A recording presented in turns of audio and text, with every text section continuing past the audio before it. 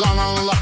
Çapdı bu son zəngini, darıxdırdı könlümü. Bu son zəngin həsrəti, keçən zaman müddəti xatirələrlə keçib, kim kimi qəlbən sevib.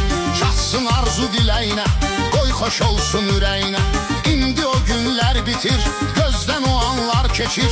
Həmən ki partal stol, ayrılığa doğru yol.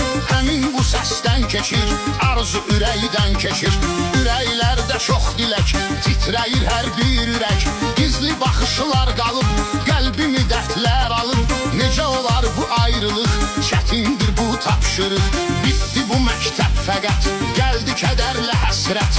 Lövhədə var əlvida, var 3.1 nida. Getdi o günlər daha, dönməyəcək bir daha. Heyf məktəb illəri, axtaracam günləri. Partada əyləşərdik, sənlə deyib gülərdik.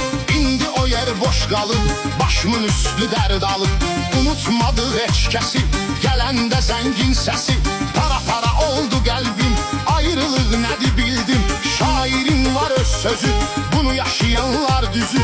Yaşır onsuz hər ildə, kədərli sözlə dildə. Sağ ollaşım sizlə mən, söylədim bunu şəxsən. Bu ildə məzunlara, vardı arzum onlara.